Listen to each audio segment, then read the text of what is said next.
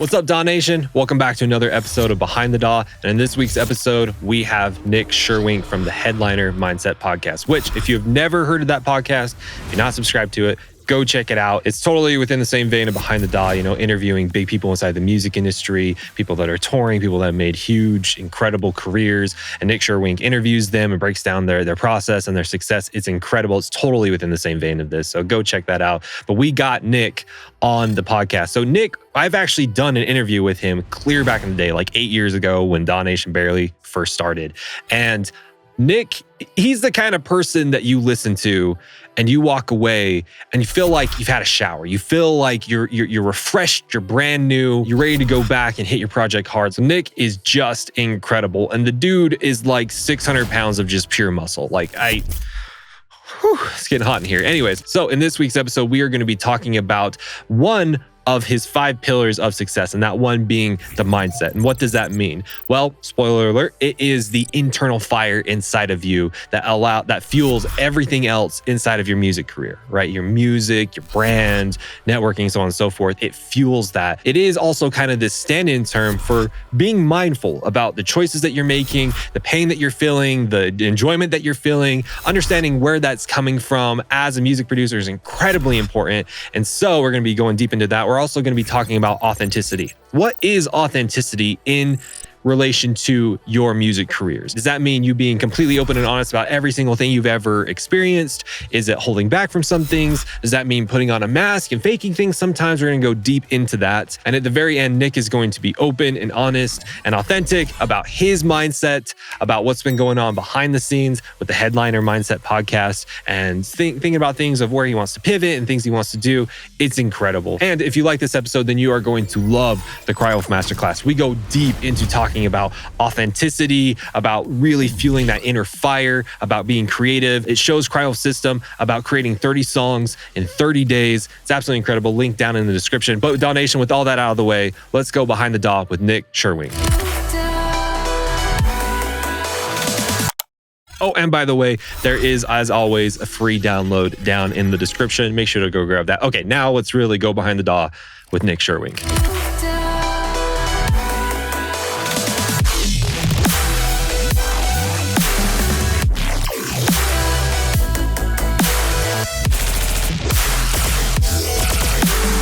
I want to welcome you back to another episode of Behind the DAW. This week we have Nik Cherwink, who is near and dear to my heart. He was one of my mentors at Icon Collective, like 50 years ago when we were both very young. Nik, thank you so much for coming on the show. How you doing today, man? Dude, I'm doing so well. I'm very excited. Excited to be back because I did one of these with you a long time ago, if I'm not mistaken, right? Years ago, dude. That was one of my favorite episodes ever. In fact, since then, Nik has started his own podcast. I explained more of that in the intro of this Headliner Mindset. I went on there. It's an amazing podcast. If you're not subscribed to it, repent and change and go and subscribe to it right now. But Nik, why we have people here and we're catching their interest, could you be so kind as to mention what is one of the worst decisions that you've made for your career inside of music? At one point, I was working very closely with Pasquale from Insomniac. I had about 6 months prior to that, I was working at Capitol Records, which was a really cool job to have, but I also had fallen in love with dance music.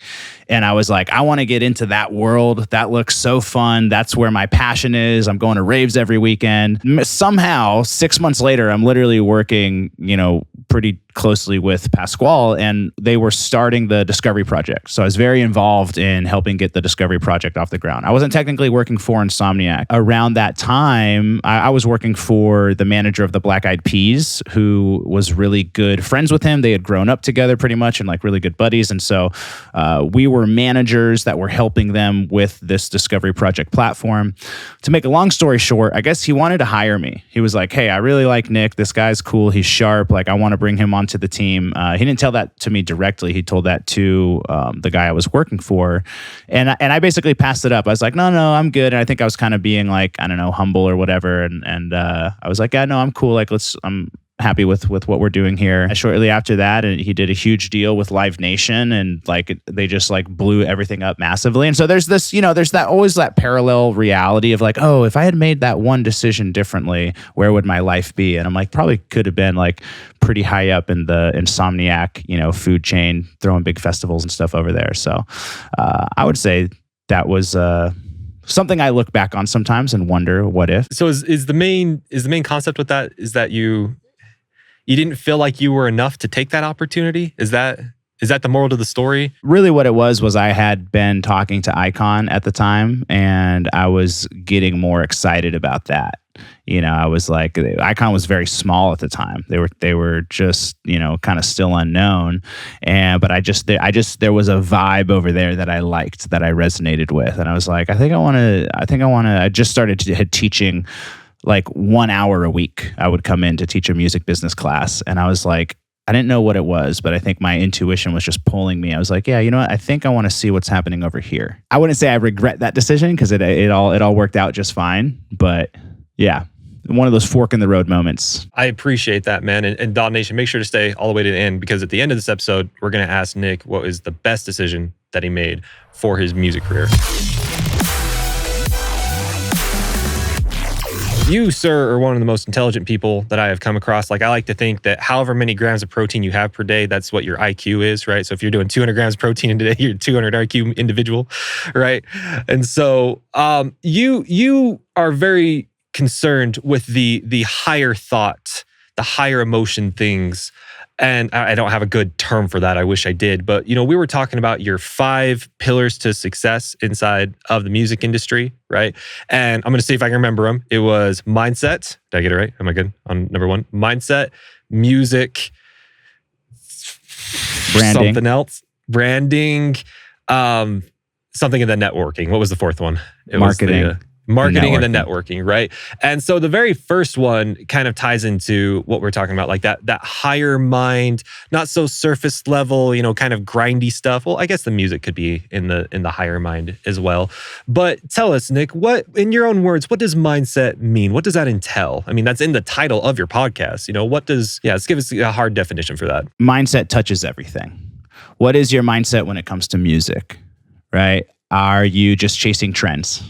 Are you kind of doing it for the wrong reasons in the first place, making music because you just want to get famous and impress people, right? Or you want to prove the bullies wrong, that you're valuable, right? Or what's your mindset when it comes to branding? Do you understand the music business in the first place? Where a lot of this is coming from is that I have worked with artists for, I think, like 15 years now, and specifically electronic music producers, from being a manager to launching the Discovery Project, working at Icon Collective for so long. I've worked with like hundreds, with like literally just at Icon, like had over 1,000 students during my time there. And I saw a lot of people go on and succeed, like become really huge. We're talking main stage, touring, headlining DJs, right? Making millions of dollars a year, crushing it. And I saw far more that didn't succeed. And I think that everybody really is looking at, okay, well, obviously, yeah, you need to make great music, have a good brand, like get really good at marketing, build your audience, get good at social media, networking, you need to know the right people. We're looking at all of this stuff that's kind of above the surface. And like, I was always thinking about like, what is it really like? Why did these guys succeed and the other like 90% either quit or they only made it so far or they're still kind of struggling? And it's like, yeah, all of those above the surface things matter. But below the surface is, who are you as a person? Everybody's working on their career, but are you actually working on yourself? Right? Like, what is your mindset? And some of those qualities, I'm like, a lot of these people, they were extremely hungry, extremely driven, extremely focused, but also just really believed in themselves. You have to have a high level of emotional intelligence to be able to navigate relationships. You have to be a likable person. People don't want to work with people that aren't likable. So there's a whole other realm of things to work on that a lot of people aren't thinking about and focusing on. And so that's where I realized, I'm like, hey, this is the stuff that people eventually started coming to me to ask to help them with. I said, kids started coming to me at Icon saying, hey, will you be my mentor for the quarter? And I was like, I technically can't be your mentor. I don't know how to produce music. I can't teach you how to produce music. And they're like, no, I want you to teach us the life stuff. Because they started recognizing like, oh yeah, there's a lot more going on here than just making tracks and releasing records and building an audience on social media. You know what I mean? Like there's such a deeper area of work that needs to be done and focused on. And even artists that are already like I have clients, I'm a professionally certified life coach now. I've been running a coaching business for 7 years. I have clients that are full-time touring artists. They're actually my favorite clients to work with because I don't have to help them at all with their business, with their branding and their marketing. It's purely now that you're succeeding and you're getting on a plane every weekend and you're dealing with the pressures of the industry, how do you keep your head screwed on straight? There's a roller coaster of challenges that come with that. And they're not just external challenges, they're internal challenges. All of our success starts from the inside out.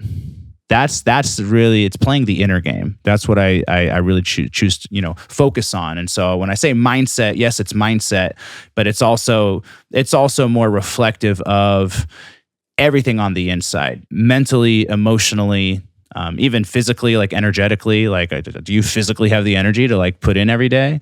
And spiritually as well. I love to kind of get a little bit spiritual and go down the woo-woo path. So mindset kind of represents all of that for me. That's the stuff that I really focus on with my clients and in my work. The work that you're doing and the concepts that you're talking on is something that I think about deeply all the time.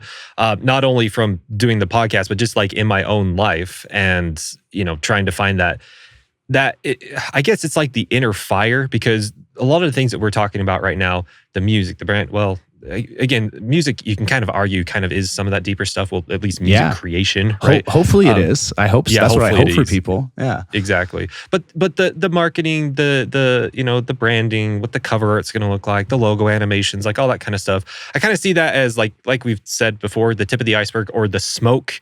And then what is the fire that's making the smoke, right? Because unless you have like that roaring fire in the inner hearth, it doesn't do anything. You're not going to have a lot of smoke, right? And yeah, there it is. That's it. No, it's the best metaphor you could possibly. I love that, and if you don't mind, I'm absolutely stealing that from you because it is like, are you on fire? It's like make the fire first, like okay, and then go market it and sell it and share it with the world. But a lot of people, you're not on fire, right? We're creating from our mind and our ego. And especially with music production, I make a clear distinction. There's a difference between being a producer and being an artist. I like to work with artists, right? Being a producer is you understand the math and science of how music production works. It literally is math and science, right? And now the best proof of that is I can go into AI and give it a couple prompts and it will make a song, right? It can be made by computers because there's an algorithm and there's a formula and it's straight up math and science. That's being a producer, being a DJ, being a producer. Being an artist is creating from the heart, creating from the soul, right? When you're like, do I actually have some fire inside of me, inside of my chest, inside of my belly, inside of my soul that I want to bring to the world? And now it's not one or the other. You definitely should also understand the math and the science. This is a great example of duality. It's like the masculine and the feminine. It's both. It's not one or the other. The symbol of the yin and yang. It's like, yeah, it's the symbol of both of them coming together, working together cohesively. I think that there's a lot of people that are just being DJs and producers, and you're just trying to learn the formula, and we're downloading the sample packs, and we're learning the techniques. But are you lit up in the first place? Are you on fire? Do you have something to say in the first place? And this goes into your branding as well. This is where in my process, a lot of people are struggling with marketing because they're skipping over this really important step, which is branding, which is just like figuring out like, what are you actually all about? What is, on a deeper level, what are you actually trying to say? You don't know how to, your marketing sucks because you're not saying anything. All you're saying is like, oh, hey, I made a song. Check it out. Please listen to it. Like, okay, cool. There's 100,000 songs being uploaded to Spotify every single day, right? You got to have something else to bring to the table from a business perspective, just to bring to the marketplace, which is creating your brand. When I work with people on branding, it's like, we got to go really deep and get to the core of like, who are you? What are you all about? What lights you up? What's your message, right? What's your own personal swag and flavor and tone that literally nobody else has? That's the to figure out. If you can figure that out in the music, you can figure that out in your brand. Okay, now you got something to talk about. Now let's go market that. But we're skipping over that really important step. This brings me back to our episode that we did on your podcast, because we did talk a lot about the marketing, and we did go deep into it's so sad that people don't know how to market because they and I know we promised we weren't going to talk about marketing, so bear with me for a second because this is important. But I feel so bad for people because they have such a nasty taste of marketing in their mouth. And from what you just said, that it's, from my understanding, is that if you take marketing without that fire in the belly, it's sleazy and scammy and nasty. I mean, you think about it's like what's at the heart of the used car salesman that's just ripping you off?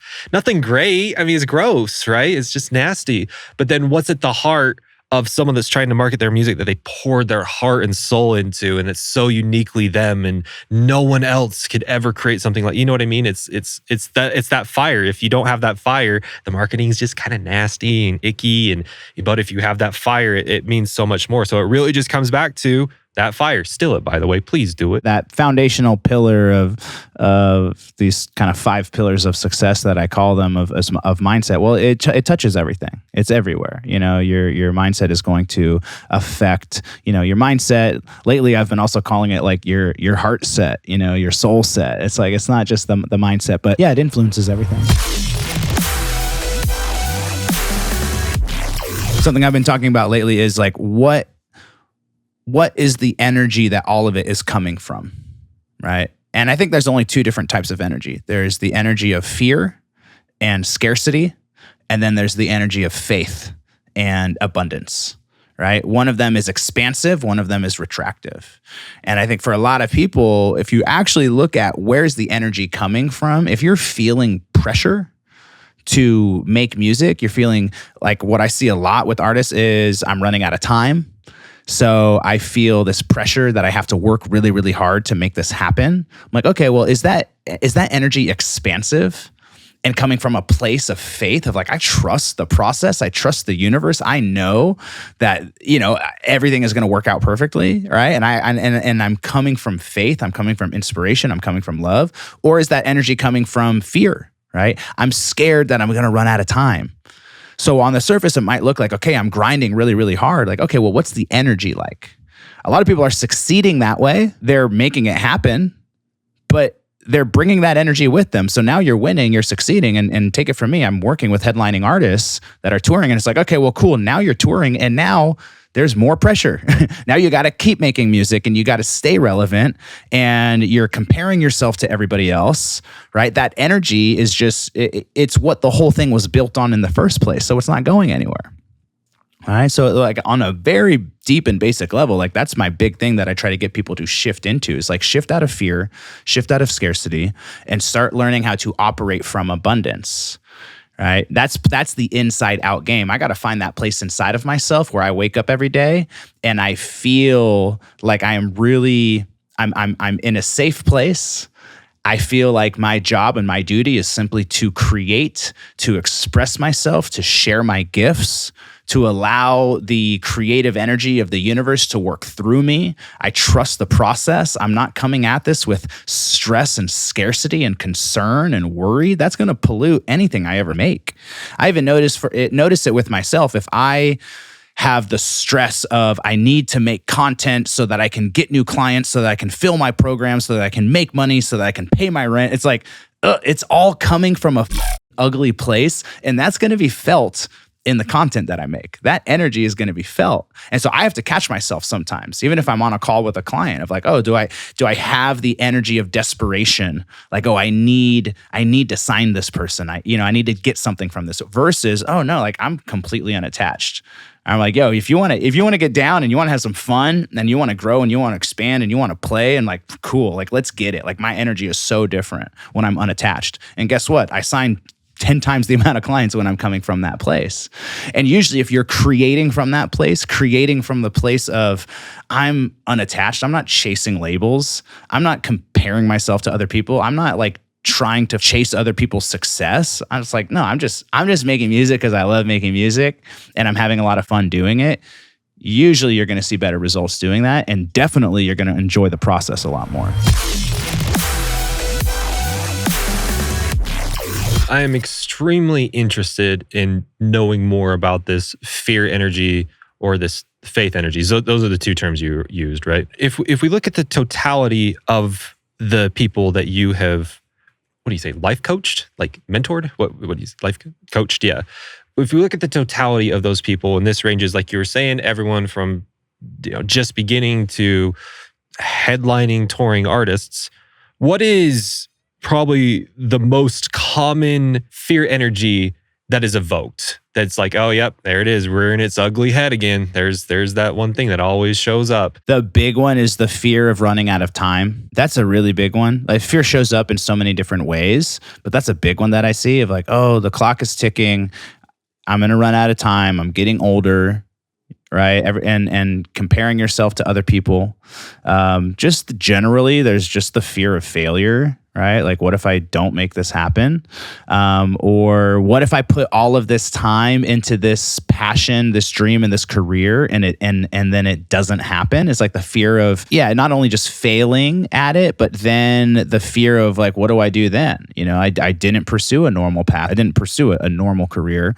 There's the fear of not having money, right? The fear of putting all this time and this energy in and having nothing to show for it, like financially, right? And losing that time where you could have maybe been building a quote unquote normal career. So when that fear is there, it's affecting it's leaking into the process, and it's going to affect how you show up, right? It's going to affect how you create. So, and again, it's like, life isn't about being fearless. Also, like, fear is a part of life. It's also scary to go for it. It's and fear, I think, it's actually a beautiful thing. I think fear is the compass that's pointing you where to go rather than what to avoid. And fear is always going to be there at every level. It's about having courage, though, really. Fear is there, and it's just what do you do with it? Do I let that fear stop me from pursuing my dreams and my goals? Or do I use that fear as a compass and I lean into it? And in which case, that just means my courage needs to be bigger than my fear. I just live a courageous life and I do the things that I'm scared of. All right. So the fear might be there, but it's like, okay, we can't let that fear influence how we show up. Right? Like, okay, I see you. I recognize you. Yeah, this is scary. Yeah, there's some fears of, I have fear of rejection. I have fear of failure. I have fear of losing it all. Like, okay, cool. It's there. And I'm not going to let you get in my way, though, of sharing my gifts and being a creator and being an artist and, pursuing what lights me up. Quick side quest with this idea. Okay, and we'll get back to it. I know you really wanted to talk about authenticity, which I'm very excited to hear about. I promise that's coming. Patience.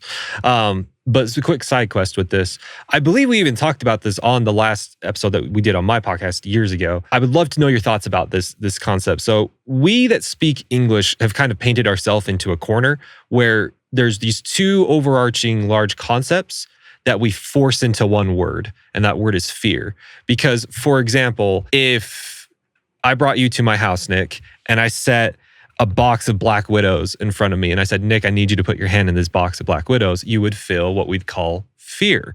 And I'm assuming you wouldn't say, well, you need to lead into this. Of course you need to lead into it and put your hand in the box, right? That's ridiculous. So we have this thing that keeps us alive, this fear, if we want to call it that, that we call it alive. But then there's clearly the other thing. If you came to my house and you were terrified to go hiking with me, it's fine, Nik, I'll keep you safe, don't worry. But you were terrified to go hiking with me, that's clearly an appropriate time to lean into that fear. It's like, no, come on, man, like, we'll have a good time. It's good for you to get out and see stuff. So we kind of have these two overarching categories that we kind of force into the same word. I want to paint this clearly because, I've heard people bring up that argument before, but it's like, well, does that mean I need to, live on the edge, because I'm afraid to go live on Skid Row? Does that mean I need to lean into it and do it? And so that's why we as English speakers kind of painted us. We should really have two different words. One that's like, this thing that's keeping you alive and this thing that's keeping you from thriving, right? but we both use fear to do that. Is that, you see what I'm saying? Am I just 1,000%. A lot of people say that that self-protective part of ourself that has fear, that is, also what we would also call our ego. Just like there's this part of our brain that is constantly analyzing and judging everything and basically determining, is this dangerous or not? And people hypothesize that this comes from thousands of years ago when we were like cavemen, like living out in the wild, where it's like, there were saber-toothed tigers and we had to be on alert. So we have this part of our brain, this primal primitive part of our brain, where we're looking out for danger, and it's to ensure our survival. But now here we are years later, thousands of years later, we don't live in those same conditions, but we still have that same evolutionary biological part of ourselves. Like, we're constantly looking out for danger. So it's not a saber-toothed tiger anymore, but now it's putting out a piece of content and having everybody laugh at you, or putting out music and having nothing happen, right? Or reaching out to a record label and being rejected. So it's not necessarily the fear of physical danger, but it's the fear of psychological and emotional danger. And so we have to be able to distinguish that. Right. And I love that you brought up, should we live on our edge? My answer is yes. But your edge is different. Everybody's edge is different. Going and living on Skid Row, that might be edgy, really edgy for some people. That might be so far out of your edge that it would break you. It's not your edge. That's like way beyond your edge. And for some people, that wouldn't even be an edge at all. They're like, yeah, sure, I'll go do it. So for each of us, I think it is important that we to live. And I don't know, like, you determine what kind of life you want to live. If you want to live a boring life where you never do anything that excites you or scares you, okay, cool. I don't think that that's how we were designed, though. I don't think that that's what, our creator, whatever that may be, how we were designed. I think that we were designed to have this impulse inside of us that wants to expand. It wants expansion. And for us to expand, we have to keep finding out where our edge is. Right. So, the things that are edgy for me right now, I was just sharing with you before. I'm excited because in my business, I just finally am doing a free masterclass, and I set up an email sequence where it does automated emails. That has terrified me before. I've been so scared of emails and technology. I'm not a technological person. That's been my thing. But you crush it at that. You're like, dude, this is my zone of genius. I'm so good at this. So my edge isn't your edge. Right. And so I think it's important that we all kind of find out where that is. The problem is a lot of times where we have conditioned ourselves so much to let the fear take over that we're just playing a really small game. One of the biggest examples I use all the time is artists just reaching out to record labels as what I call just shooting your shot. Hit up your favorite artist, go hit up a stranger, somebody in the industry, ask to take them to lunch, put yourself out there. A lot of people are scared of that. And then you don't realize how many opportunities you're actually missing out on. Right. Or what might be an edge is, Miami Music Week is happening right now. Maybe your edge is go buy a plane ticket and fly to Miami Music Week by yourself and just go out and party and network with people. That might be super edgy for people. But you know what? That might be the edge to step up to that allows your life to 10x. You know what I mean? That not only on the external world allows you to develop relationships and connections and helps move your career forward, but also helps you become a different kind of person. The amount of expansion in your internal world where you're I just pushed myself a little bit. I stepped into that edgy. And you know what? I became a little bit more confident through that. I believe in myself a little bit more now. It's I actually feel like I'm capable of even more. If we're not challenging ourselves and stepping to our edge, we never know what we're actually capable of. That is great. And I'm really glad you went into describing the physiological response that happens, right? Because this is so nerdy, Nik. This is so nerdy. Let's get nerdy, bro. With all the therapy that I've went to and the psychologists that I've went to, they have explained the actual process and the part of the brain that lights up. It's called the amygdala, right? The amygdala is what is responsible for keeping you alive, right? That's, if I gave you the box of the Black Widows and told you to stick your hand in it, it would be your amygdala.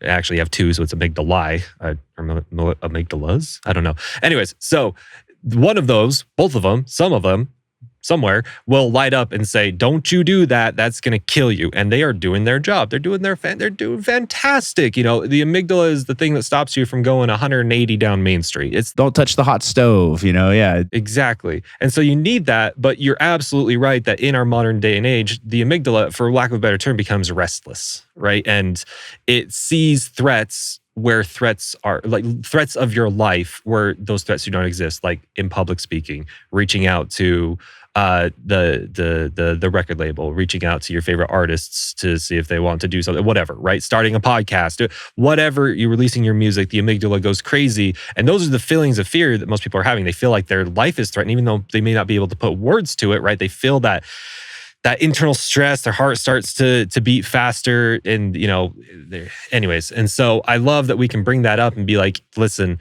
there are real life threats and the amygdala is doing their job, but probably most of the time it's probably just screwing up. And you have to be able to say, my life is not in danger. It's okay. I can lean into this fear. 1,000%. Because, if I think about every big artist that you see that's out there that you look up to, they're living the dream, they're touring, they're doing all of it. There are probably 1,000 other artists that could be doing that, but are sabotaging themselves in some way because they have, that internal fear, the stress, the anxiety, the whatever it may be, is stopping them and blocking them from putting themselves out there in that way. And that's like, it's like the invisible parking brake. That's what I'm always looking with people. Because here's the thing. I believe that every single one of us comes to this planet with the same amount of potential, right? Like the minute that you were born, like how much you have 5 kids or about to, right? Like you're creating a farm of children over there. When they come on, like the minute that they come out, how much potential would you say that human has with a completely blank, fresh slate and canvas ahead of them? I would say, maybe it's a cop out, but I would say infinite. Like there's no cap on their potential that I'm aware of. And if there is, it's so large that it's basically infinite. Yeah. And it's certainly, there's different opportunity. You're born into a certain country and a certain house, certain situation, certain resources. Yeah, for sure. But as a spirit, the actual human potential. Because we also hear stories of people that were born with nothing that go on to become, like super successful, wildly huge leaders and world changers, right? So the potential of the human spirit, I would say for all of us when we come here is like, yeah, it's infinite. Right. And then at some point, somewhere along the way, we start to get conditioned. We start learning how to walk, how to talk, how to think, how to believe, right? Our family and school and religion and life experiences, it just starts to condition us. And we start to create a self-image of what we think actually is possible for ourselves. Right. And I think the artists that go on to, one of the big things that a lot of artists have that really are at that level is they just believe in their potential, right? Tony Robbins has this thing called the success cycle, where, basically looking at, how much potential do you believe that you have? If you believe that you have an infinite amount of potential, then you will show up and you will take certain actions, right? You will take different actions than somebody who thinks that they only have a small amount of potential. Right, because if you have a small amount of potential, well, then okay, well, I'm only going to show up, and kind of put in half the amount of like effort and energy, right? And then when I put in half effort and energy, I get kind of half results, and those half results start to reinforce that, like, see, I told you, this is all I'm capable of. But it also works the other way. If you really believe in yourself, you believe that you have infinite potential, and you just take massive action, and like you wake up and you make music and you grind and you do it from a place of belief, right? You go out and you shoot your shot and you build your business, like you act that way. You start to get different results, and then those results you start to get, really great results. Those great results then reinforce your belief about yourself. I think I actually can do this. I actually do believe this is possible. All right. And this is where I also bring up like who you surround yourself with is so important too. I think this is why Icon Collective was so successful in a lot of ways, because you start surrounding yourself with people that are really ambitious and they do believe in themselves and they do work really hard and they start getting results. It is possible. My friend is doing it. Look, if they did it, I think I could do it too. It's like a lot of this has to do with belief, because when you believe in yourself, you just show up in a different way. But if you're not seeing it, if you're hanging out with like nobody's really popping off, nobody's getting after it, everybody's like, you start doubting and complaining. I mean, I see so much about people complaining about the music industry. It's not the music industry. It's you. It's you and your mindset and your attitude and your energy, because the industry is the same for everybody. And there's a lot of people that are killing it. There's a lot of people that are succeeding. And they're the ones that they believe in themselves. And most likely, they also probably aren't sitting around complaining either, right? So clean it up, y'all. I'm starting to believe that, the term mindset is synonymous with the therapeutic term, which we call mindfulness, right? Which is just being aware of what are you feeling? Why are you feeling? What triggered you to feel that way? What are you going to do with those feelings? I'm assuming the antithesis or the opposite of what we're talking about, the mortal enemy of what we're talking about, is not taking account of what you are feeling and not taking account of the thoughts that you are thinking and just allowing them to run wild. You feel something, you don't know where you felt it, you don't know what triggered that feeling, you don't know if you like it, if you don't like it, whatever. You're almost like just hopping into a lizard brain and you're just kind of like going with whatever electric impulse that is happening inside of your brain. Am I on the right path with understanding what you're saying? Yeah, what I talk about in, I have a group coaching program that I do, and one of the weeks we really get into what I call mental programming. Like your mind is the computer system of your body, right? It's just a part of your body. You have your heart, you have your brain. I think you also have a spirit and a soul. We have all these different parts of ourselves, and your mind is just one of them. But your mind is like the central computer operating system. And now, like I was saying, when we start our life, we have this blank slate of infinite potential. The program hasn't been written yet, but then it starts to get programmed. And first things first, we start to be programmed by our parents or whoever raised us. We start to be programmed by culture and society and our neighborhood and the education system. Let's talk about the education system that just tells you to sit there in a chair and raise your hand when you got to pee. And it's like, it drills us to think a certain way. And now also, even today though, we're being programmed all the time.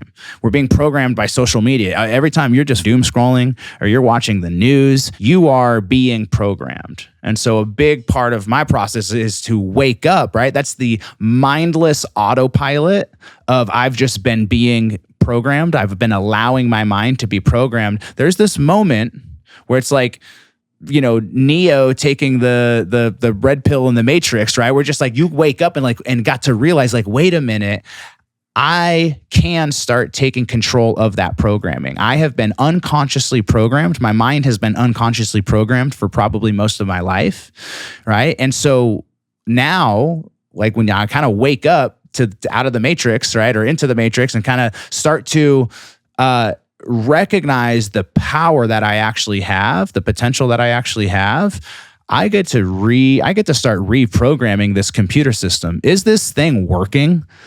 Like to the best way that it could be. I mean, I've been studying and practicing this for years, and I still have an inefficient operating system in a lot of areas. Taking control of that programming is so important. Back to one thing I was saying, like, who are you hanging out with? Are you hanging out with people that are negative and pessimistic and don't believe in themselves, or that are complaining? I'm like, I have zero tolerance for any of that. That does not exist in my life, because I'm very intentional with what kind of programming I expose myself to, right? And I was very lucky at 21, 22 years old to get introduced to like personal development books. So I started programming my mind, reading. These books are really having an effect on me. Like, and I just started devouring them. I would drive around town listening to Tony Robbins. I remember spending $300, and which was a lot of money for me at that time. And I bought a Tony Robbins CD program. And I was listening to CDs driving around Hollywood, in my early 20s. But I was listening to that for hours driving around. That it completely reprogrammed my brain, right? And so now I think differently. And because I think differently, I act differently. And because I act differently, I get different results. And when I get those different results, it reinforces the belief of not only what I'm capable of, but also just like, what I'm all about and why I'm here. So we really get to take control of our programming. And I think especially in the sort of social media age, and especially as an artist where we're probably spending so much time creating content, putting stuff out, that's something I've been thinking about a lot as well, just how consumed the whole artist world is in, I don't know, just making content and consuming content rather than actually just making art, you know? I think it's putting out a lot of people's fires. Has there been a concept that has been brought up in your coaching sessions where, I'm assuming there are a lot of things that are brought up where it's more or less a variation of things that you've dealt with before. You're like, oh yeah, this is just the newest iteration of, people being afraid of time, running out of time, or this is the newest iteration of people being afraid of being judged or whatever. But has there been a fear or something that has been brought up where you're just like, oh, I've never thought about that. That is so interesting. That is, whoa, I don't even know how to address that fear. Like, has there been something unique like that that's come up? Honestly, no, man, because I think like when you peel away the layers, it is just the same thing. Honestly, it's like on like the most basic level, it's back to that. It's like the fork in the road of like, where's the energy coming from, right? Whatever their problem is, whatever the challenge is, it's rooted probably in some form of fear, when we pull the layers all the way back. Like I can't say, nothing comes to mind where I'm like, because also whether it's an artist, and like I haven't only worked with artists, I used to work with just like everybody. And it's like, whether you're an artist, chasing your dream, or you're a real estate agent building your business, or you're a mom running the house, it's like on the surface, there's what seems to be the challenge, the issue, the problem, but underneath it, we're all human. We're all human dealing with like thoughts and emotions. We have dreams, we have desires, we also have challenges and pain that we're trying to get out of. And that's all it boils down to. And it shows up in different ways, but it all ultimately boils down to like what's happening inside of us with our thoughts and our emotions, and making sure that that's getting in alignment, getting somebody from being in a place of fear and retraction to getting them into a place of love and expansion and faith. And then like that's like the core of it. And on the surface, it can look a 1,000 different ways. But yeah, there's nothing I've seen that's like really blown my mind. I'm just like, yeah, you're just another human trying to navigate through some human right now. Have you ever seen, it was probably one of the most enlightening, mind-blowing videos I've ever seen that explains the concept that we're talking about. Have you ever watched Mindfield with Vsauce? Have you ever seen that? No. What's that? It's a series that, have you ever watched Vsauce? Like Michael from Vsauce, right? This is gonna blow you. I'll send you a link later. Is this like a YouTube channel?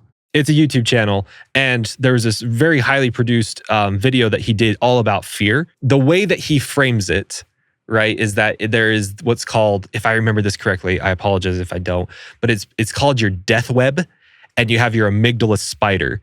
And so anytime you were afraid of something, the spider will connect it back to this main core thing that you're afraid of that will let you die. So for example, you say you're like running out of time, right? Well, if you're running out of time, the amygdala spider sees that and it connects it to you eventually dying or being alone or whatever, which ties back to obviously death. Or I'm afraid to speak in public. Well, that ties back to being isolated, because if I screw up, people aren't going to want to talk to me. And if I'm isolated, I'm going to die. And so basically it shows how everything ties back to dying, right? Yeah. To dying. And also the big ones is like, yeah, the fear of being alone and the fear of being not enough. Which I guess is also, the fear of being not enough might lead to you being alone. It's like, the fear, I think it's the fear of death and the fear of being alone. It's like, those are the two when you really, really break it down. He has like, I think there's like 10 or 12 different core things that always lead back to death. So like being isolated, being sick, being, I can't remember all of them, right? But yeah, so that's why I asked that question of, I wonder if there's ever been something that someone has said. And if we could tie that back in the death web.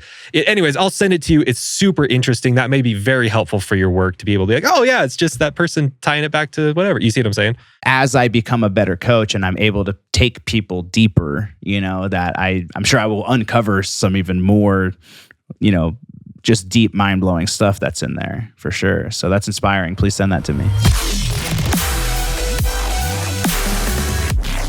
So we have went deep for the last however many 30 minutes about the mindset, why it's important. We came up with the analogy of the roaring fire in the inner hearth, right? And the smoke that comes up from there. One of the biggest concepts, one of the biggest main ingredients to this mindset is this concept of authenticity. I don't know how you can even explore the mindset or the inner hearth unless you understand the main ingredient of authenticity. And this is something that you really want to dive into. It's something I really want to dive into. So for those, there are several different definitions for authenticity. So what is the Nik Cherwink definition of authenticity in the context of what we've been talking about? Yeah, I think that you are 1 out of 8 billion people in the world, and there's only you. There is no other Wyatt Troy, right? Like, you are the only one. I'm the only Nik Cherwink, straight up, and we get lost and out of alignment with ourselves by paying so much attention to what everybody else is doing, right? There's so many trends, there's certain clicks and labels and sounds and lanes, and ultimately we all want to be successful. So we're looking at, well, who is successful that's out there and what did they do to get there? And so it's one thing to take, inspiration and to learn from others, but the danger is that it oftentimes can pull us off course with actually really being in our own lane. It's like, I am living my life, walking my path, and the more I pay attention to what others are doing, the easier it is for me to get off of course of like, what's my path? Right? What's the Nik Cherwink path, the Nik Cherwink journey? And it's so funny, like being kind of in the coaching space and the education space where like we're teaching people like, well, this is how to do it. This is how to do something.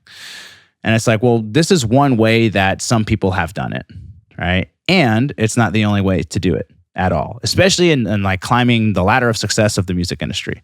And everyone wants to know how to make it, right? Well, I don't know, like, yeah, there's certain things that have been done. Certain people have done it in certain ways, but also like you get to pave your own path, And so I think there's the authenticity of just your journey as well, but also especially for music producers and creating art, it's like you get to create your own, there's the way I describe it is it's almost like there's like a radio dial, right? Where, like you are authentically tuned to a certain dial. Like your actual channel is 101.7.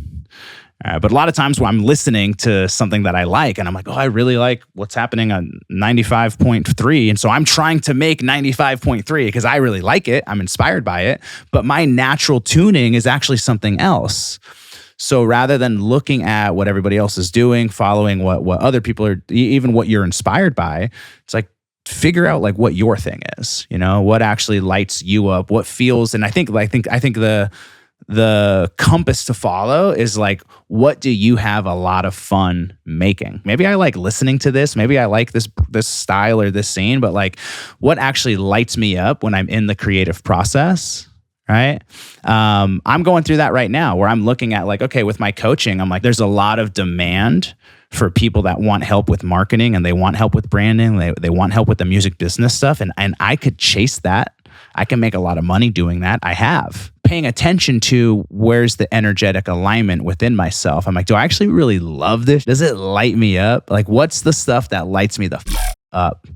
And rather than chasing, okay, here's the money, here's the trends, here's the opportunity, let me really start to figure out like what lights me up the most, what feels the best. Like that's my authentic lane.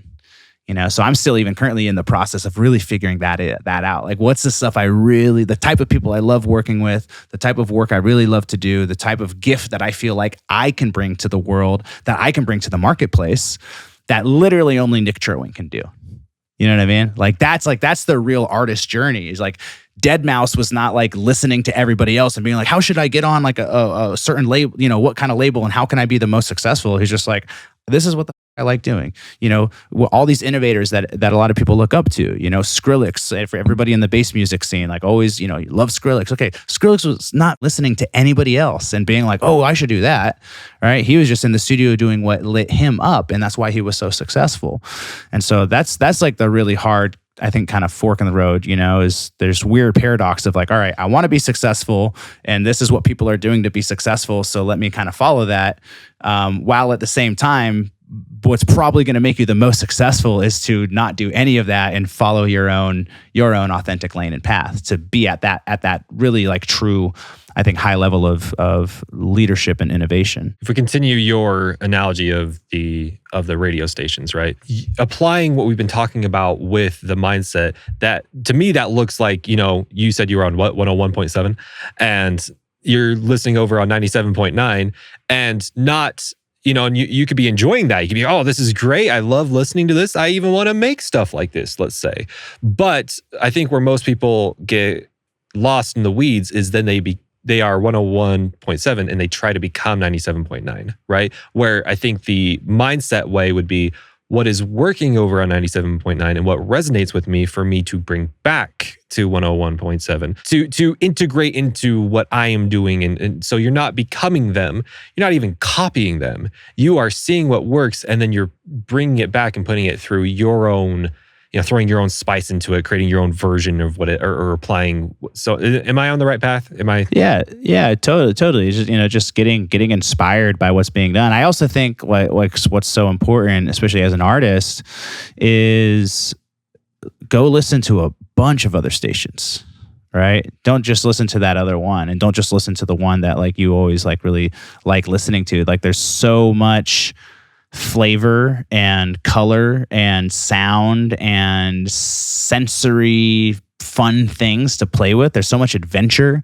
There's so much exploration. This is why people love traveling the world. But we usually are like so zeroed in on like this one thing, I think even for myself, this is what was coming up for me recently. I was sharing, like I was having some breakthroughs around, like I'm really zeroed in on like the EDM niche. Because that's really great business advice of like niche down, like really get super clear on like who your market is. Like, and as I get more tuned into like what I enjoy, I'm kind of like, man, there's a lot of other flavors out there. There's a lot of other artists I could be working with that aren't just EDM artists. Like maybe I want to sign some rappers. I'm actually working with a metal band right now. It's like, oh, let me go like play with some other flavors and see what's out there, see where the inspiration is. Because I think for me, it all really boils down to back to that question: what lights you up? What gets you inspired? But yeah, certainly, it's like cool. Like let's learn some techniques and some stuff from what other people are doing. Cool. There's a big difference between borrowing stuff or getting inspired versus straight up just like emulating and copying, which there's just a lot of that happening. So what do you feel like is a real life tangible example of someone not being authentic? Like what is a classic example of these people that you're coaching where you're like, oh, yep, that's a classic example of someone not living in authenticity? I think the easiest thing to recognize is just when you hear music and you're like, yeah, I've heard this song a million times. Like there's nothing unique about it, right? And it's hard. It's like, how do you kind of find your own unique sound? But I mean, you hear it a lot in music, and I don't want to, I'll be the last one to talk about anybody's music because I'm not even making music. So who the am I to say anything about that? Also, you can just see it in people's marketing as well. Like there's so many trends, when you're like, I think that's one of the biggest ones is you just see people hopping on trends of like, oh, this is, what is going viral right now. So like, let me start dancing in my video, or let me do this, or let me do that. And it's like the whole intention from where it's coming from is I'm chasing success. Right? Like, oh, that worked for somebody else. Okay, let me jump on this trend. Let me try to do that.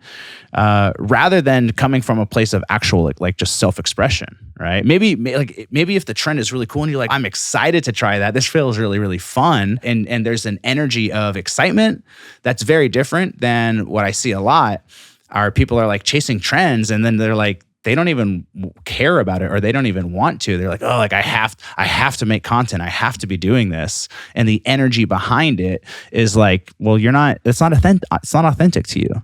You know, if there's that feeling of incongruency, that feeling of resistance, then that's not authenticity. That's you just like begrudgingly chasing trends because you think you have to do that to be successful. Yeah, I think that's the biggest thing a lot of artists are really going through. Oh, I have to play the content game. It's like, well, what's actually authentic to you? You probably should, because it's a great way to build a fan base. But if you feel like you have to, then there's some sort of misalignment there, because you're not actually tapped into like what's your authentic way to express yourself. You know, so social media is a really, really big one to unpack, and just creating content as well. You brought up a memory that I haven't thought about for a while, but have you ever done much research into or heard about the concept of true community versus pseudo community? You ever done that? No. This is exactly with what you're talking about right now. So pseudo community is actually very dangerous. And so we as individuals, and actually going back to the death web that we were talking about, we want a community. We want a community for many different things, not only just because we don't want to be isolated, but we want, friendship, we want, fulfillment, we want to be able to have meaningful relationships, meaningful conversations, and do meaningful activities, and so on and so forth. And so a real community is, there are people, whether it's you and me just as friends, Nick, or it's us as a music production community or an EDM community or whatever. A real community is a community where people can be authentic. They can show up, they can disagree, they can agree, they can bring up counter arguments, they can reinforce good arguments, they can do whatever, you know what I mean? You are not just you're not being a pseudo community. And a pseudo community is the people in the community who absolutely disagree. They absolutely hate certain things that are going on. They're not showing up as their real selves, but yet they kind of just nod their heads and go along with the status quo and pretend like everything's okay. And so I feel like a lot of what you're describing is a lot of the members of the music production community, singer-songwriter community, EDM community, so on and so forth, showing up as a pseudo community. They see these trends, they're not showing up as their true selves. They see this thing and they don't want to rock the boat. And so they're like, oh, well, it's working and people are, people are getting blown up from it. So they kind of just nod their heads and they're like, okay, I'll do it. And they'll kind of move on. Where showing up as a true community would be, like if you see a trend that you don't like, you can say it. You can make fun of it. You can create your own version of it. You could, as long as you're showing up as yourself and as your real authentic self, then that's totally fine. Do you agree with what I'm saying? You bring up a really good point. I think as an artist, also part of the 5 pillars to success, from my perspective, is also creating a brand. Authenticity may or may not be part of your brand, right? Like your brand is an extension of you. It's not necessarily who you are. So sometimes you might have a personal brand where, I am the brand, right? Like my online brand is Nik Cherwink. Authenticity is one of my brand pillars. It's one of my brand values. So it goes in there. I think when you are being like a personal brand, there is a lot more space and even probably desire for authenticity. But also at the same time, your artist brand doesn't have to necessarily be you. It can be almost like a character. It's an extension of yourself. It's a story that's being told. So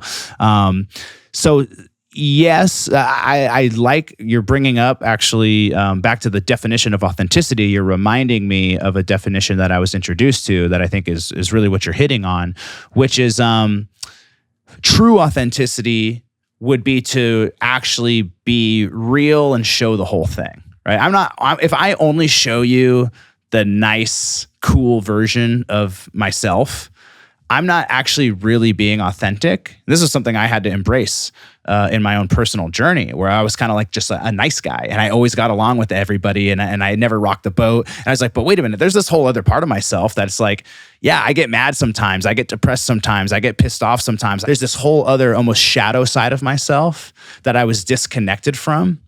That authenticity really means that I am the full spectrum. I'm in touch with that full whole spectrum of who I am. And if I'm really being authentic, then it's kind of like, if I'm in a bad mood someday and you encounter me when I'm in a bad mood and I'm being authentic, then I'm going to let you know I'm in a bad mood and I'm not going to pretend, right? I think if, we So yeah, definitely in the industry, we're oftentimes wearing masks where it's like, okay, cool, I'm just got to be cool with everybody all the time, and I'm pretending that I'm, a certain type of way.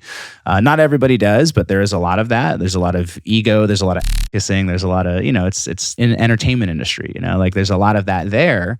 And at the same time, when it comes to having a brand, there's a difference between your public facing artist brand and then who you are as an actual person and your personal relationships and how you show up. Hopefully on the personal side, you do show up authentically, but also at the same time, as an artist with a brand, you don't have to show your fans everything all the time and rock the boat, or like your brand, like Marshmello is one of the biggest EDM brands in the world.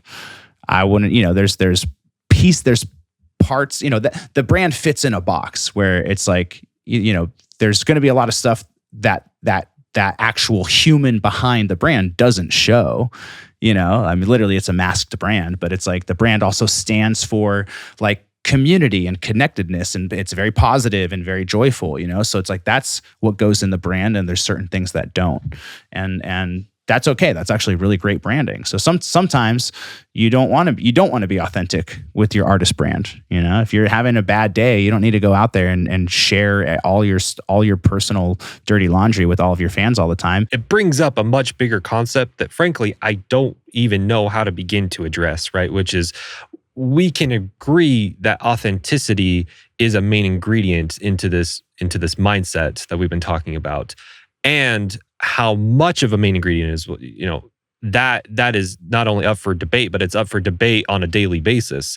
It's up for debate depending on your brand. It depends on where you're at in your brand. It depends on where you're at personally. And there's so many variables. And so it's so hard to quantify what true authenticity really is and what it should be and what it shouldn't be. And you see what I'm saying? Like this is such a much bigger brain conversation than I intended. But it's not. Yeah. We're deep down the rabbit hole right now. Yeah, it's not black and white. I mean, I think initially the conversation around authenticity was just like, for me in a big way, just like boiling down to like, are you just kind of chasing trends and chasing sounds and chasing success versus are you actually, as an artist really expressing what feels real and what feels true for you, especially in the studio with your music.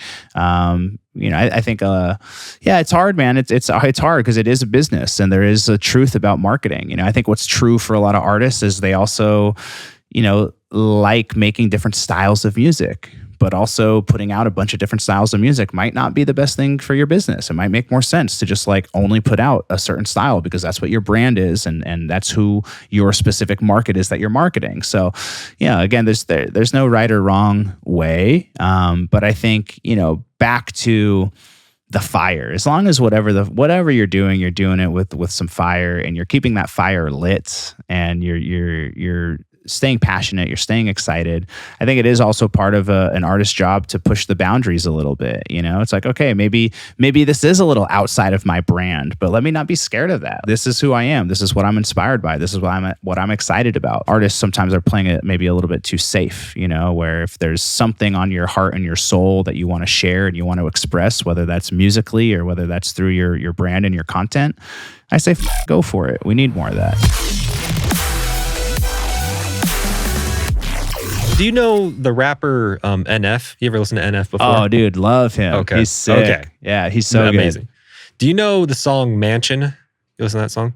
I'm not sure off the top of my head. Okay, so it's one of his older ones, but this completely applies to what we're talking about. So in the song Mansion, NF talks about his mental mansion and how there are rooms that, are absolutely destroyed inside of his mental mansion because of, horrible traumatic events that have happened.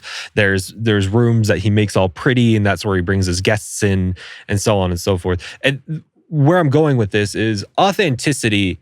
To me, if we're looking at this, the analogy of the mental mansion is that you are being open and honest about what is in the mansion. You are not telling people, oh, hey, I have a basketball court in the basement, when really you hate basketball, right? You are just telling that to impress other people or whatever, or you're saying, no, there's nothing wrong with my mansion, when really you have cockroach infested walls in one part of the house and so on and so forth, right? But it's also, so that's the one end is you are lying about what's inside the mansion, which would be you are absolutely not being authentic. You are lying about it. You're just trying to people please. You don't want people to judge about it. But then there's the other end of the spectrum, which is there are parts in your mansion that are so sacred that only a select amount of people can enter into those rooms. And you're honest about those rooms. Like you're like those are off limit rooms. Those are for my people, or those are for very select individuals that I allow into those rooms. But you see what I'm saying? Like you acknowledge them, but that doesn't mean you need to let everyone in them. And that's a part of authenticity too. I think that's what you were saying, which we know that Marshmello is a real person. We know that he has insecurities and fears and regrets and so on and so forth. But is he airing those out? No, but we know it exists. You see what I'm saying? But it would be inauthentic for Marshmello to say, there's no sacred room in my house. That doesn't exist. All the rooms are open. That'd be a lie, and that's not true. Do you see where I'm going with the what this mansion? made me think of, which is something that I see a lot of touring artists get caught up in, and I think this is a really good just sort of forewarning for artists that are pursuing that path, that are moving from making music where this is really fun and it's something that you're passionate about, and then at some point it becomes your career and it becomes your job, and you build a brand and you build an audience, and then they sort of there's this almost expectation from you about what you create. I've seen a lot of artists get caught up in it where, okay, when it started, the journey started from a place of authenticity. I'm having so much fun making this. I love this. It's authentic. It's rad. And because of that energy, it catches on and everybody starts to really follow you. There's a lot of just really great, passionate, authentic energy behind it. An artist starts to become successful, and now you start touring, and now you're playing those same songs all the time. And now there's this pressure to continue to produce music and specifically cater to that audience. And what happens for most artists is you start to evolve. You start to grow. What you were doing 5 years ago isn't necessarily, you're not the same person anymore, right? But I see artists sometimes get caught up feeling the pressure of like, I have to keep kind of making this stuff, even though it's not really authentic to me anymore. Like I've outgrown that suit that I was wearing. Right? I've outgrown maybe that style and that flavor. And so I've seen artists that have gotten stuck there. And these are the ones that kind of become miserable. And I get it, because it's like, well, you got to pay the bills. This is your job now. So you have to keep touring. You have to keep putting out money, right? So now back to the energy. The energy is coming from fear. The energy is coming from fear of like, I can't stop doing what I'm doing. Otherwise, I'm not going to be able to pay my rent. Right? I can't stop the momentum. Otherwise, I'm going to lose money. I can't do what I really want to do and be authentic, because I'm going to lose fans if I do that. Right? And so now the whole thing is actually coming from fear. And I've worked with artists that have gotten stuck there because there's a misalignment with their authenticity.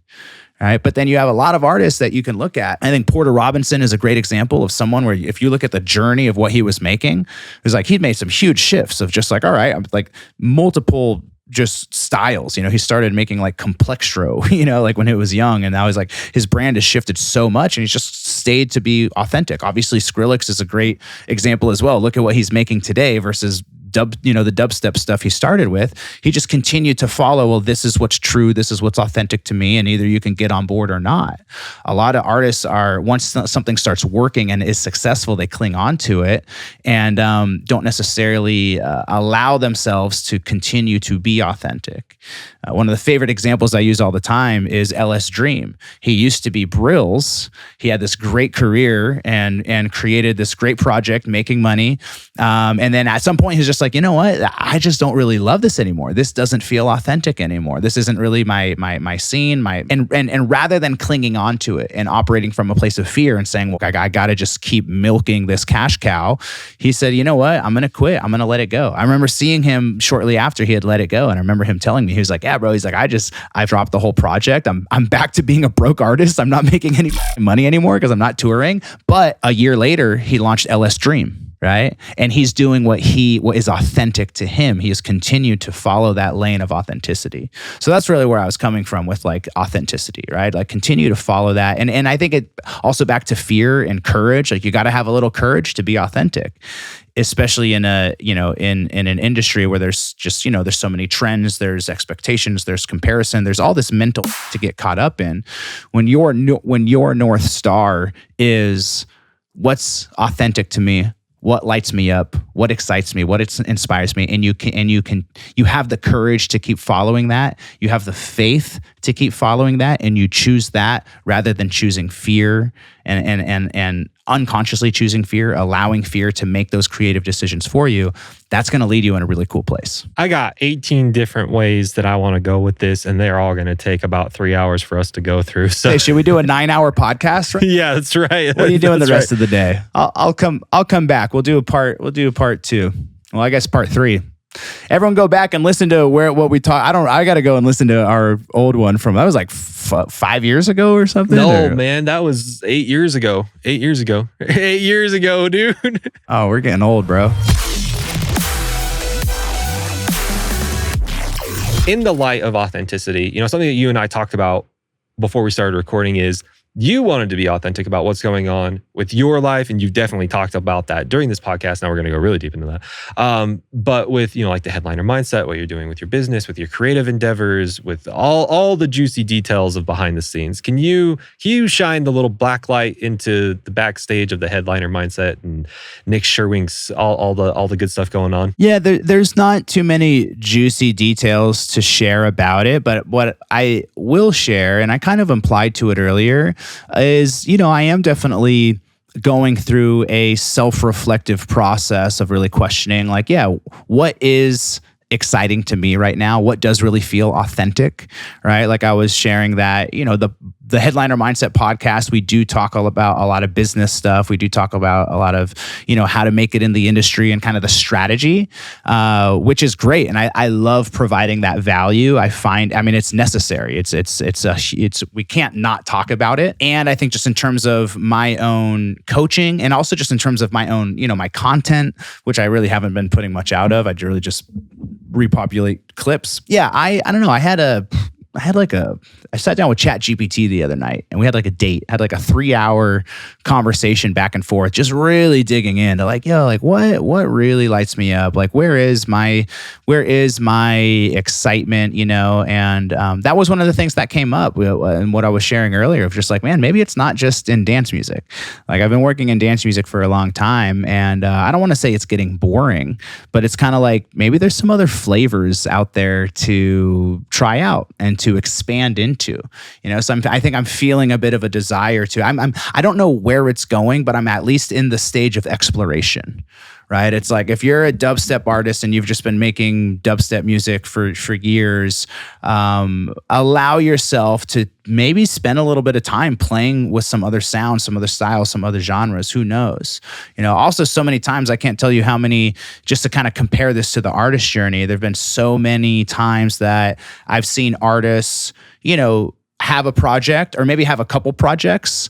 And then it's like the second or third project where they drop what they're doing and say, hey, you know what, this isn't really working anymore, or I'm not super lit up and excited about this, and they have a side project or they shift and then that thing blows up. And a lot of people are kind of grinding, trying to make that first project happen, where it's like, maybe there's a misalignment there. Maybe it's not actually really, maybe it's not really lighting you up. Maybe there's something else for you to try out. So I'm not saying I'm about to bail on what I've been building, not at all, but there might be a shift. I might start interviewing different types of artists or different types of people that I find, inspiring, and just allowing myself to explore and widen and expand rather than being so, kind of niche down to like, I only work with electronic music artists and DJs. It's like, again, it's great. It's great for business. It's great business advice, but like, I am not guided by that. I'm guided. My North Star is like, what lights me up?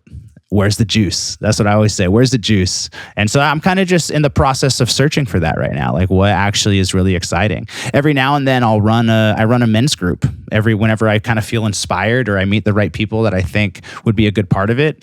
Nothing to do with electronic music. It's purely just like doing like men's work and helping dudes become better dudes. All right. So I think I'm just in that process of, exploring where I really want to go with it. And I think really what's coming up is it's like, I want to go deeper into the woo-woo thing. Like I'm a very spiritual person, and I love talking about spirituality and creative energy and the muse. I think a lot of people don't realize that literally the word music comes from the muse, the muses. The muses were nine.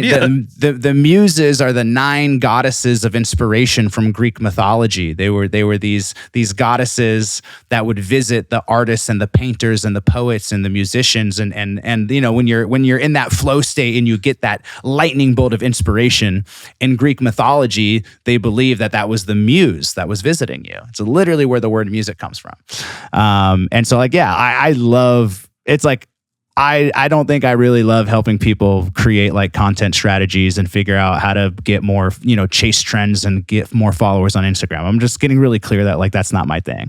You want to have a deeper connection to the divine and the muse and learn how to channel some inspirational ideas from the universe. Like, let's go play in that deep end. Like that's what's coming through for me. It's been very, very fun for me while we've been talking, just to see this main ingredient of the mindset be interwoven into almost everything that we're talking about. Because here you are, you've created this thing, you've created this podcast, you've created this business model, so on and so forth, and you felt something. Something was off. Maybe something wasn't so vibrant, or maybe something was getting a little bit boring, a little bit stagnant.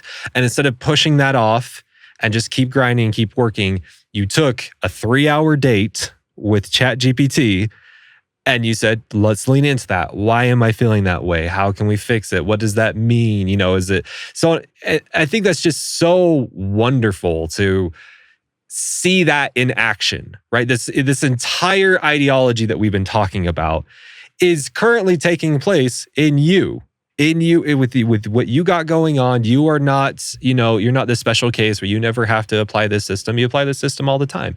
I'm feeling these feelings and now I need to explore it. Yeah, I have always been guided by my intuition from really like a really young age. I've just had a connection to feeling those little intuitive pulls, just those little nudges, it's like having a gut feeling, or that kind of like whisper in the back of your mind. And there's like the logical brain that's trying to think everything, the computer's trying to process everything, but there's also just that deeper intuitive gut sensation that has a lot of wisdom. And I think from a young age, I've just always followed that. I've trusted it. I've also not followed it. To be honest, when I was young, I knew I was supposed to be an artist. I wanted to be a rock star. I played the drums. I wanted to be in a band. Even with music production, I was producing music in high school, like 15, 16 years old. And intuitively, I knew that was the future. But I didn't listen to it. I didn't follow it. I didn't pursue it. And so when you don't follow your intuition is also a great way to get really strong with it. So I've also followed it, moving to LA right out of college and just like having this intuitive nudge of like, I think I want to work in the music business, chasing that, taking those leaps of faith. More recently, how this really aligns with being an artist and my philosophy around being an artist is that I believe that as an artist, you're just the vessel. That creative energy, all of those ideas, they belong to the muses. They belong to the universe. And the more you have an energetic alignment with the divine, with the universe, and you allow yourself to simply be the vessel, you get to receive that creative energy. You get to receive those ideas. Your job is just to surrender to it, to open yourself up to it, and to allow those ideas to come through you. So while I may not be doing that as an artist with music, I'm definitely doing that in what I'm creating. I have a coaching group that I run right now, which started off just as this intuitive idea. There was just this whisper in the back of my mind that was like, hey, launch a coaching group. And I was kind of like, what? Like, no, that's a lot of work. I don't want to do that. What are you talking about? Like my own sort of ego and internal resistance. And finally, I was like, I just surrendered. I was like, all right, whatever. Like, I don't even know what this thing is about. What do you want to create through me? And I allowed it. I spent 2 months just making this program. And it's like, I don't even take any credit for it. It's like, I didn't create the program. The program was created through me. And I'm so glad that I surrendered and I obeyed. And I also showed up and I did the work, But now I have, 50 people in like this incredibly tight knit community of artists, and it's so incredible. And I have these calls with them every week, and I take a step back. I'm like, this thing created itself. My job was just to like hold space and kind of create the container to allow the magic to happen. And I think that really is, what an artist does as well. It's just like, those songs. It's like you hear when people accept Grammy Awards, oftentimes they're like, this song just came through me one night, this song just like it just showed up. And it's like, I want to tap more into that. And I want to help guide people to tap into that, because the other option is to grind and create from a place of stress and pressure and chase algorithms and chase numbers and be pretty miserable in the process, and then actually maybe get some success and then be launched into a career where you're stressed out all the time having to keep up with that. It's like, there's just a different way of doing things. And so I'm feeling very intuitively called to as much as maybe the podcast and the demand from the public wants like strategy, like I'm actually feeling very intuitively called to kind of go in a different direction. Not only can I feel this fear for myself, but I know that other listeners are going to be feeling this fear too. Eventually, somehow, some way, as you're leaning into that, as you're leaning into your integrity and your intuition, you're going to get backlash somehow. Maybe this the listeners of the podcast, that they expected one thing and now you're evolving into something else, or, people just don't agree with you, or it's, just your common Twitter trolls that just want to, take out their dirty laundry on you. What do you do, Nik, when you start leaning into that authentic self, when you start leaning into you following that inner voice and there's backlash? And I'm not talking about just like basic level backlash where you kind of just like your eyes roll into the back of your head and you're like, okay, whatever. But like backlash that really hits you hard.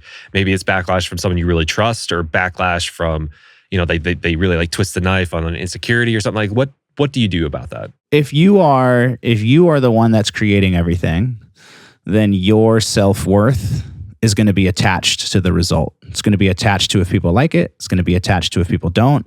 And you're going to really feel the effect of whatever the response is. If you just get out of the way and recognize that, like, I'm not even the one that's creating this. I'm the vessel.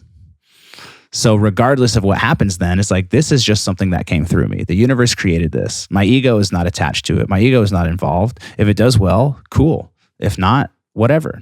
Right. And so there's like an unattachment that comes with doing that and being that. And again, easier said than done. We all have an ego, and anybody that created anything that was worthwhile is also probably going to receive some backlash. So it's like maybe even seeing it as a good thing.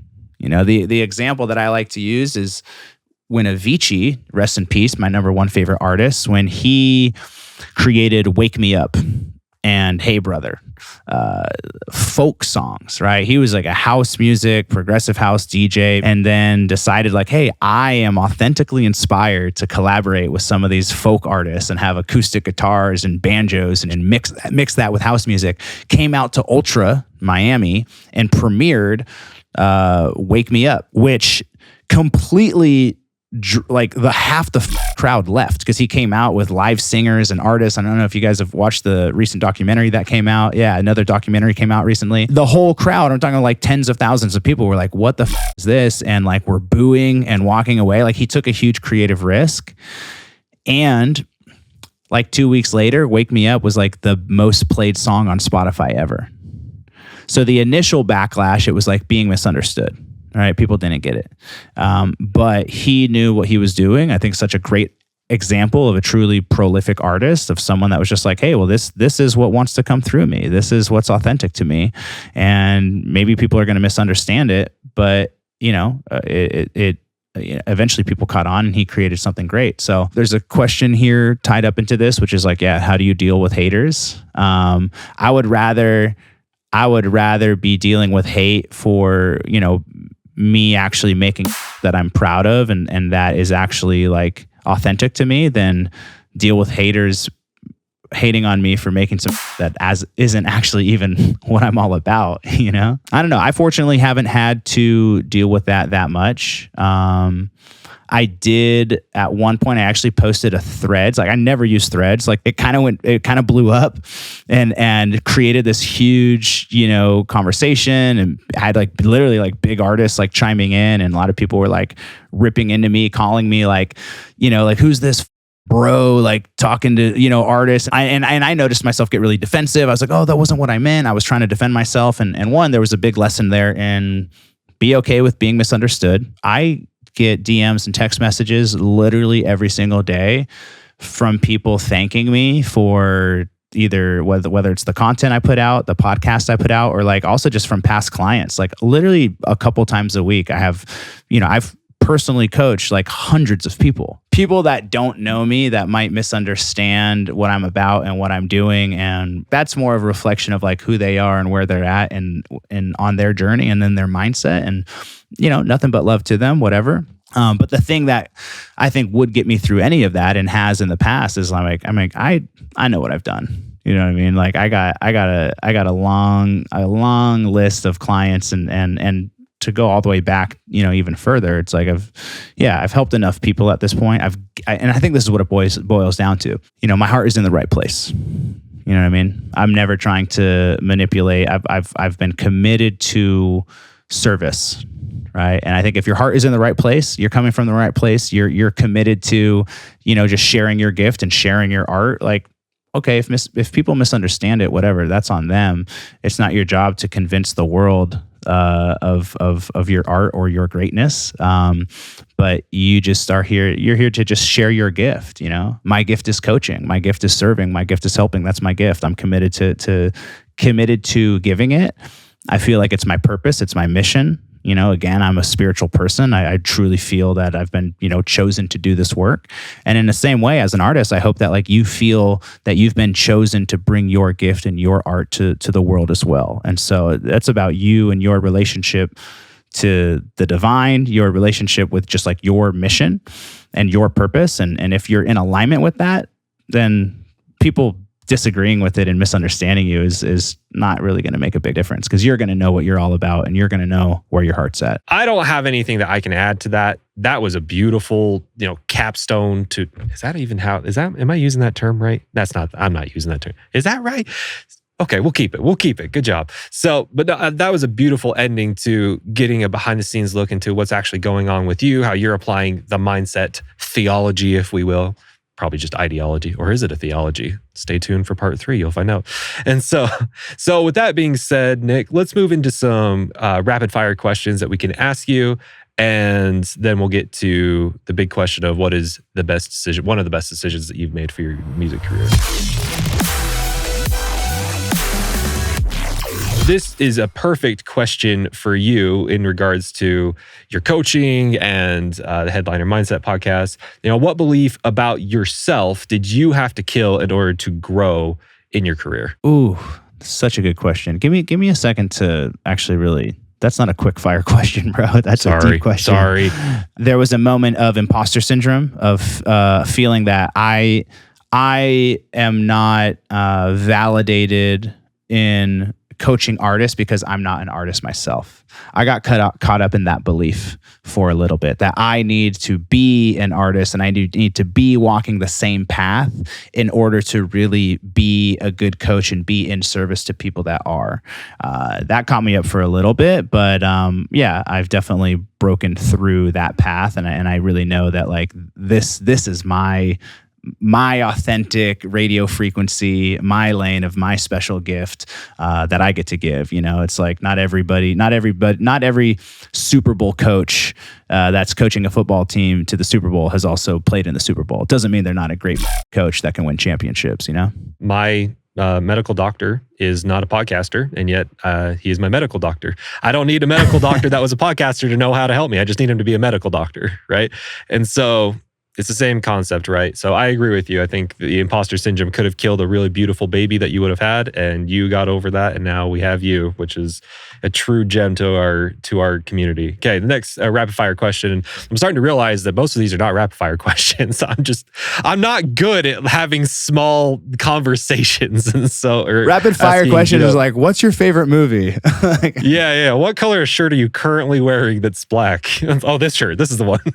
What's an unpopular, controversial opinion that you have about the music industry? You have shared a lot, but what's one that you haven't mentioned? That it's less about the music and more about the person. We touched on it, but everybody is focusing on the music and the brand and the marketing and all of the stuff above the surface, the tip of the iceberg. But I think that if you become the right person, then you need to work on yourself more than you need to work on your career. If you become the right person, then you can become successful, right? And I think that that's maybe the unpopular opinion. And we see it, I think for artists that are really, that really are successful, there's this X factor that they have, right? And that is, I think, almost like that's at the foundation of all of it. I think that's potentially more important than any big like marketing strategy or campaign. With the people that you've worked with and people that you've coached, what is one of the number one things that they absolutely waste money on? That you see this common denominator, they waste money on this thing. You're like, just stop wasting money on that. Studio equipment, right? You always need the next plugin, the next big thing. And I think that can limit you actually from just being creative. I think it's more about what you do with the tools that you have rather than just the tools. So that's one of the things I see people, spending, a ton on their equipment, where it's more like you just need to sit down and like get to work and stop chasing the next shiny object. You don't need a jackhammer before you learn how to use a regular hammer, my guy. Like, learn how to use that hammer to every little bit that you can before upgrading. Am I right? All right. So our final rapid fire question is, what is a question that people never ask you, but you just wish they would? You're like, come on, like, this is the time they're going to ask, and then they never do, and then you're all disappointed. What is that question, my guy? Dude, these questions are so deep. I'm so sorry. I try to be simple and it comes out deep. I'm so sorry. Nothing rapid fire about this. A question that, let me wrap my head around this. A question that I wish people asked me. Or just like even either more, or they literally never ask you. You're like, I really wish someone would ask me this question. I think a question that people don't ask, but I would love to hear is, how can I be a more loving and giving person? Because I believe that if you just become a more loving and giving person, that's like what you're putting out into the world. You're putting that energy out, that it's all going to come back to you tenfold. Right? So rather than looking at like, hey, how can I build my following and blow up my career? It's like you're kind of asking for like, how can I take, rather than how can I give more? I think if people start asking that, it would be a really big game changer. Because you brought up spirituality and theology a little bit before and saying how you're super interested in that, I have a comment about this, and then we can get into the last question, if that's okay. Do I have your permission? Is that right? So something about that, being a more loving and giving person. I'm reading a book right now. It's called The God Who Weeps. You ever heard of that book? By Terrell and Fiona Givens. I would recommend everyone, even if you are hard atheists, there's no bigger power, there's no anything. It is, the concept of it is just beautiful to even imagine a God that weeps, right? And the implication of that is it's a God that cares. It's a force that cares. It's a God that is invested in you, right? That cares about you and your success and so on and so forth, right? But in it, it really examines the concept of what sin is, depending on the religion and the belief, what is sin, and the kind of the definition that they land on, which I feel like completely applies to what we've been talking about and what you just said. Sin is when you cause harm to yourself or someone else, right? You intentionally harm someone, yourself or someone else, right? Where the opposite of sin is love. You intentionally help someone else. You intentionally prevent harm from someone else. So in religious terms, by being more loving and giving, you are not only preventing sin in yourself, but you are helping prevent sin in other people, so on and so forth. So anyways, it just completely reframed my entire ideology around sin and what sin actually is. It's not these weird little like cultural rules that if you break, then that displeases a God, a very punitive God in the sky. It is it's all wrapped up in the concept of love. Sin is just when you are hurting somebody, unintentionally causing harm to somebody, or intentionally causing harm to someone, where love is the exact opposite. You are intentionally preventing harm for other people. So that was just beautiful little tie-in to what you said. Do you have any comments on that before we move on? Yeah, I love it. It's I think it's just whatever you focus on is going to grow. If you want more things in your life to be grateful for, practice gratitude. If you want to feel more love in your life, like give love. If you want more abundance, you want to receive more, give more. It's kind of like karma, like whatever you put out is what you're going to get back. And a lot of us are just kind of putting out the wrong things, So yeah, put out more love and see what that does for your life.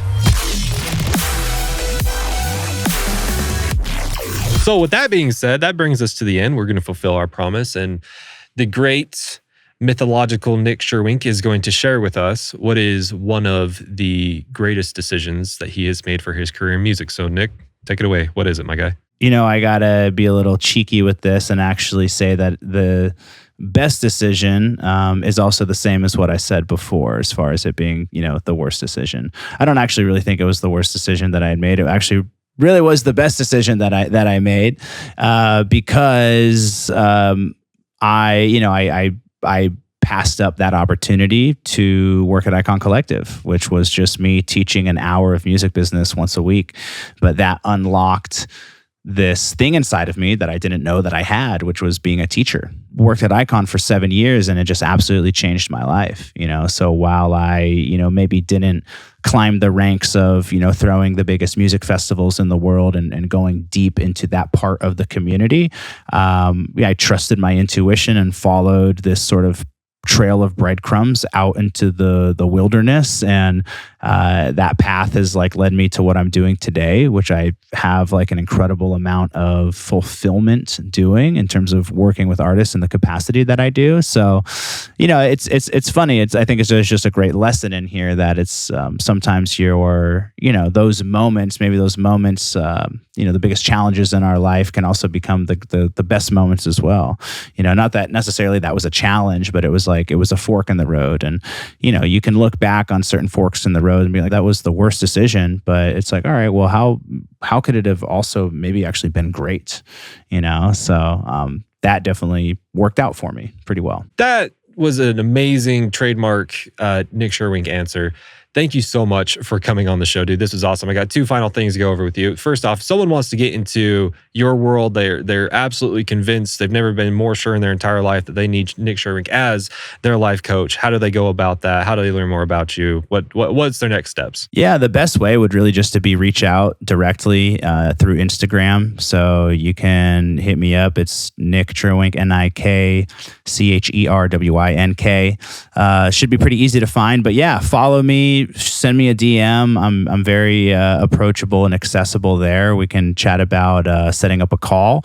You also can just go to my website. You can learn a little bit more about me there, nikcherwink.com, and you can book a call through the website as well if you want to hop on.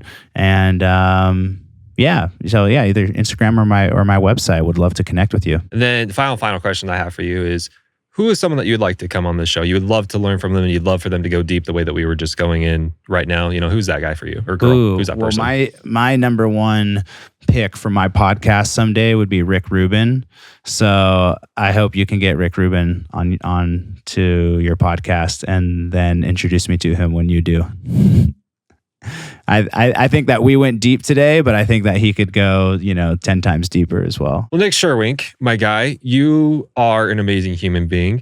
You are my surrogate father that I, look up to. You're in my mind most of the time when I'm thinking about what would my dad think of me right now. I just picture you and I'm like, he'd be proud of me. He's, Nick's proud of me for what I'm doing with all my, dozens of children that run around my house. That sounds so bad. So proud, man. I mean, it's funny you say that. I'm looking up to you when the time comes, for me to have a kid, which is, hopefully in the next few years. I feel like I'm ready, getting ready for that. I'm like, all right, you're the first guy I'm calling. This guy has been doing it. He knows what's up. So yeah, man. If you need me to fly out to show you how to set up the stroller in the crib, I got you. Teach me how to swaddle a baby. No, thank you so much, man. Any final words before we wrap up? Just right back at you, brother. It's really great to still be connected after all of these years. It's been quite a journey. It's really been cool to see what you've created for yourself. And I also equally really just look up to you. Everything that, you've created with your business, the way that you're serving the community, I just have a ton of respect. And it's just really cool to